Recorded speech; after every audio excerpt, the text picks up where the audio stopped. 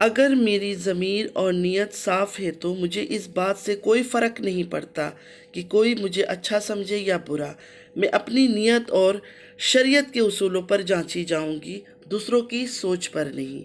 अस्सलामु अलैकुम रहमतुल्लाहि व बरकातुहू। My YouTube friends, welcome back to my channel. Hope कि आप लोग बिल्कुल ठीक ठाक है और आप सबकी दुआ से अल्हम्दुलिल्लाह मैं भी ठीक हूँ।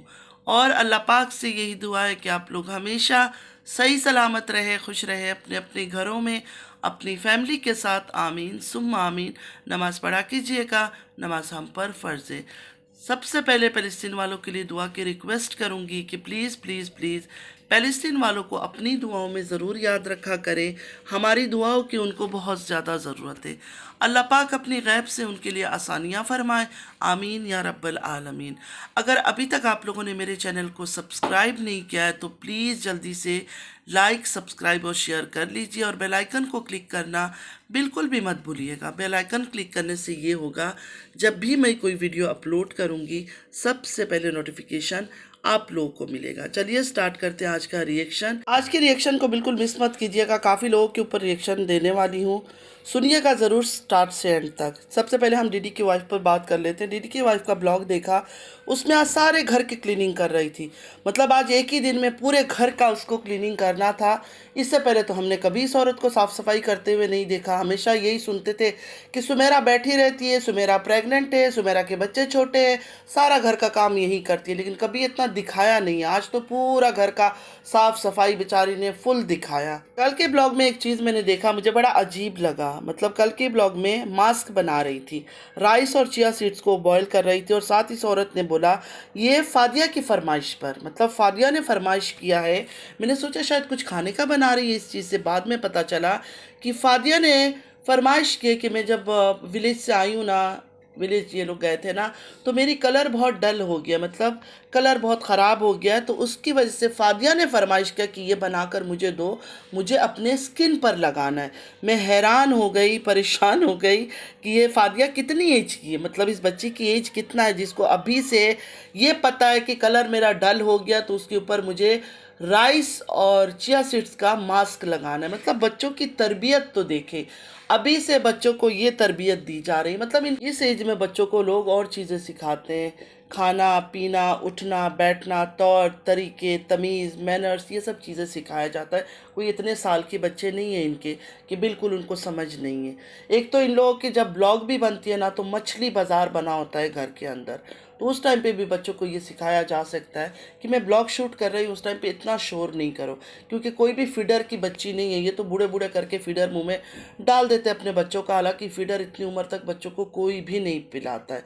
सिर्फ अपनी जान बचाने के लिए, अपने आप को काम से छुटकारा दिलाने के लिए, बच्चों के मुंह में चुप कराने के लिए उनको फीडर डाल देते हैं, वरना 6-6 7 साल की उम्र में कौन फीडर पी रहा है। मेरे ख्याल में तो बिल्कुल बच्चों को इस एज तक फीडर नहीं पीना चाहिए, बोल के बीमारी है ये सब। ये रबर चूस चूस के पीना कोई अच्छी आदत तो नहीं है ना। सारे ख़ानदान की एक ही आदत है, चाहे तारा हो, चाहे सलमा हो, चाहे कोई भी हो, इनकी आदत है। इनकी बच्चों को ये लोग यही चीज़ें सिखा रहे हैं।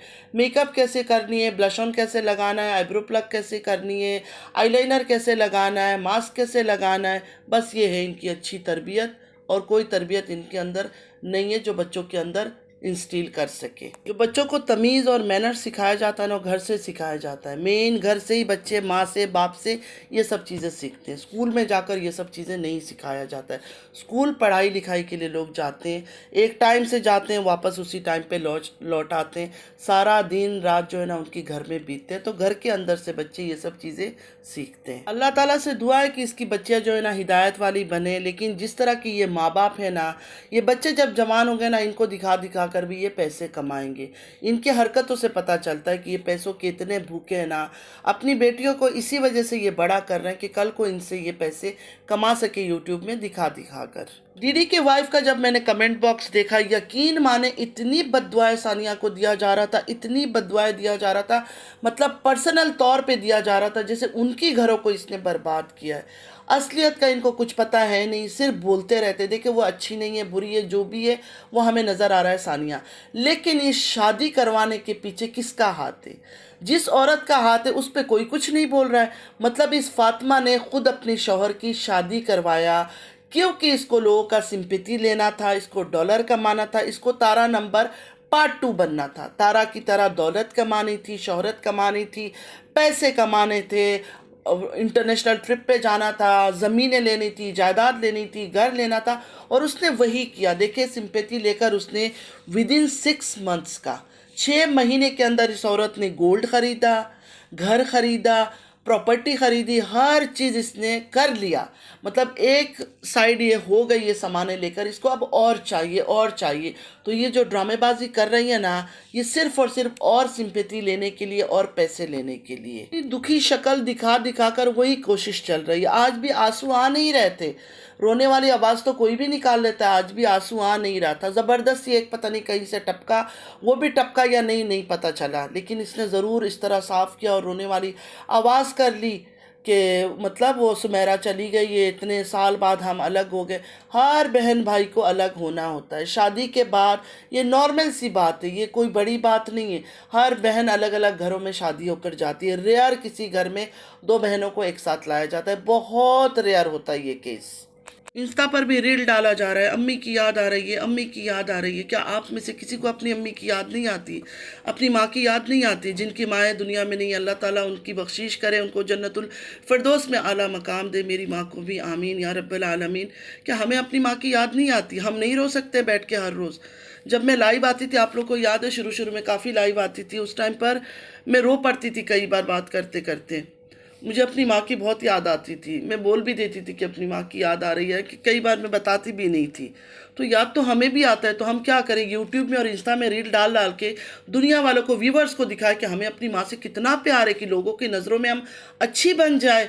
Drama drama drama. देखिए, चाहे माँ बाप से हो, चाहे भाई बहन से हो, चाहे अपनी औलाद से हो, ये प्यार का जो रिश्ता होता है ना, ये दिल से रूह से होता है। ये दिखावे के रिश्ते नहीं होते कि मैं यूट्यूब में आके रील बना के, शॉर्ट्स बना के, इंस्टा पे ये डाल के वो डाल के मैं सिर्फ लोगों को इमोशनली ब्लैकमेल करूं, लोगों को दिखाऊं कि देखो कितना प्यार है मुझे मेरी माँ से, और मैं अपनी माँ को कितना मिस कर रही हूँ। ये ख़ानदान जो है ना, अकबर ख़ानदान हो, यासीन ख़ानदान हो, ये रिश्तों को इस्तेमाल करते हैं। इनके दिल में अपने रिश्तों को लेकर कोई इमोशंस नहीं है, कोई सेंटिमेंट्स नहीं है, कोई प्यार नहीं है, कोई मोहब्बत नहीं है, सिर्फ दिखावा करते हैं।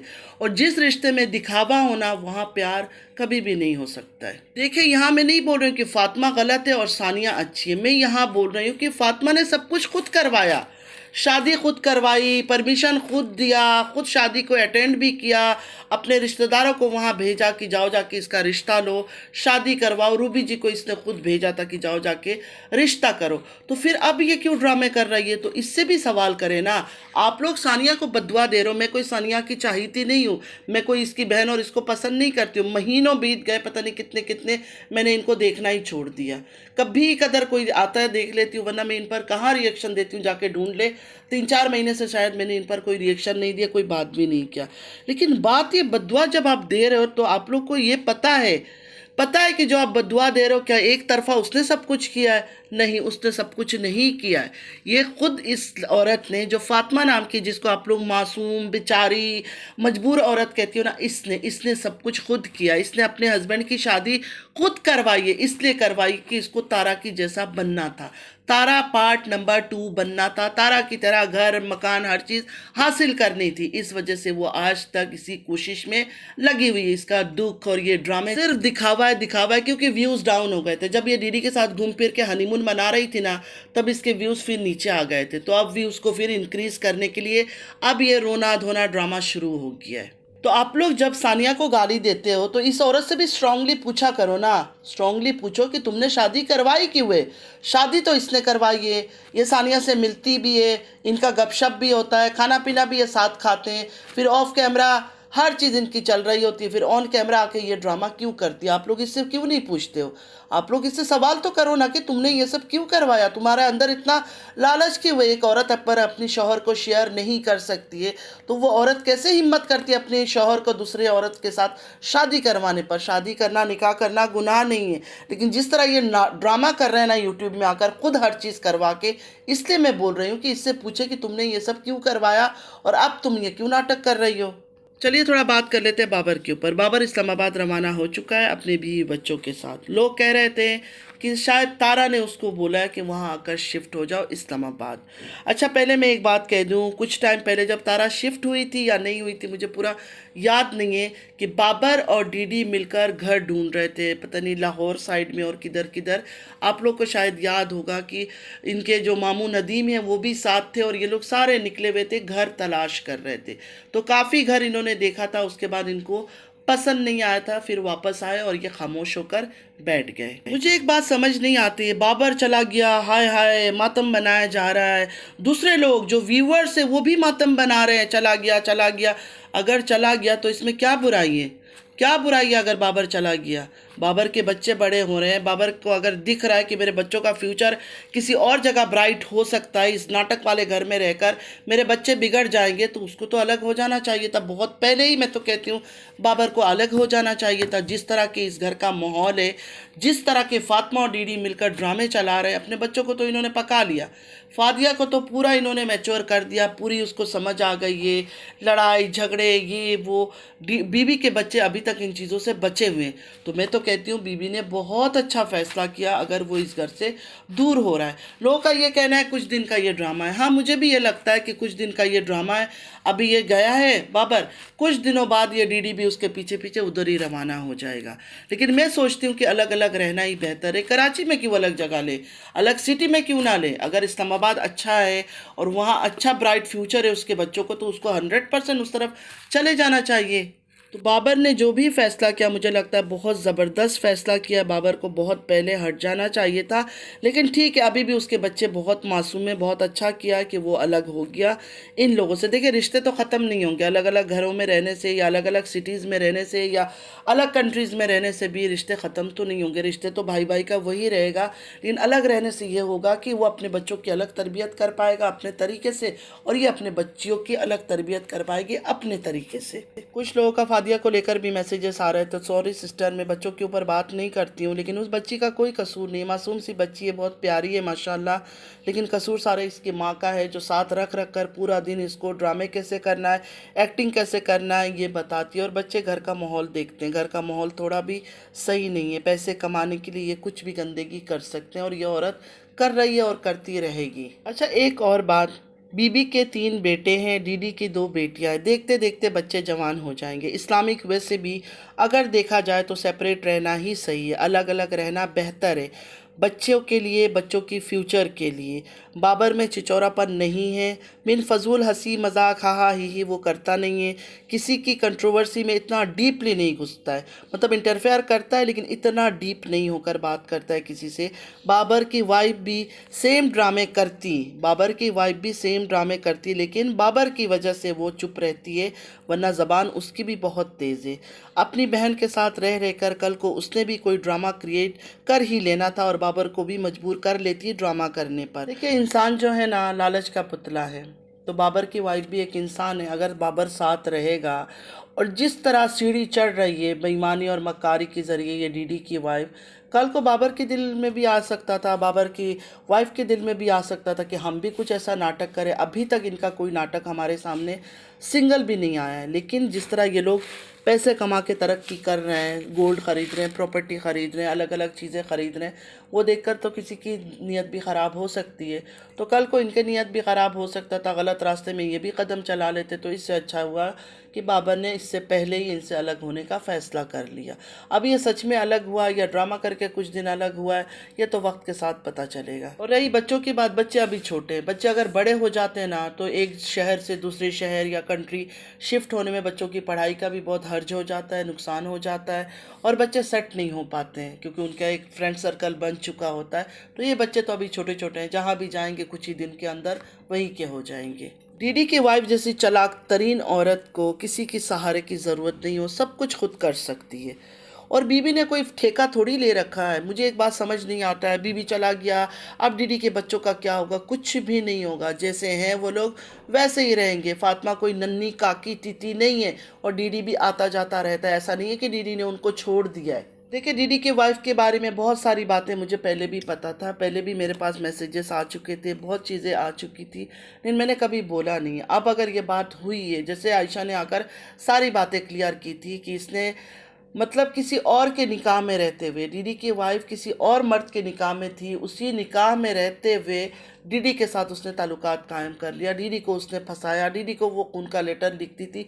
ये सब करने वाली औरत मेरी नज़र में कभी भी अच्छी नहीं हो सकती है।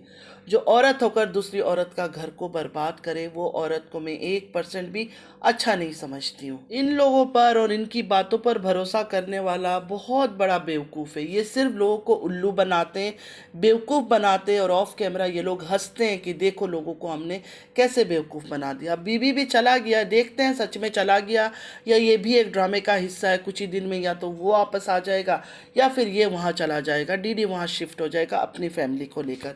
ये लोग वैसे लोग हैं ना जो इच्छाधारी नाग नागिन, हम फिल्मों में ड्रामों में देखते हैं ना, इंडियन इच्छाधारी नाग नागिन कभी भी किसी रूप में भी आ सकते हैं, तो ये उसी तरह का है। इस्लाम में तो खैर कोई ऐसा सीन नहीं है इच्छाधारी नाग नागिन का। काफ़ी फिल्मों में ड्रामों में मैं सुनती रहती हूँ, तो मुझे इससे अच्छा एग्जाम्पल इनके लिए मिला नहीं है, तो मैंने ये फिट कर दिया इनके ऊपर कि इच्छाधारी नाग नागिन हैं ये लोग। बातें तो और बहुत सारी करनी थी, बहुत सारी बातें रह गई है, तो कोशिश करूँगी दूसरा वीडियो बनाने की। रात को 11 या 11:30 उसको अपलोड करूँगी या 11:45, लेकिन आज रात को ज़रूर अपलोड करने की कोशिश करूँगी। हो सके तो देखिएगा, सुनिएगा, कमेंट्स कीजिएगा, और उम्मीद है आज का वीडियो आप लोग को अच्छा लगा होगा। जो मुझे इनके ऊपर लगा, जिस तरह के ये लोग हैं, मैंने वही बातें की। आप लोग को अगर कुछ बात गलत लगती है तो ज़रूर कमेंट करके बताइएगा मुझे। नमाज़ पढ़ा कीजिएगा, नमाज हम पर फ़र्ज़ है। चलती हूँ, दुआ में याद रखिएगा। ज़िंदगी रही फिर मुलाकात होगी। अल्लाह हाफिज़।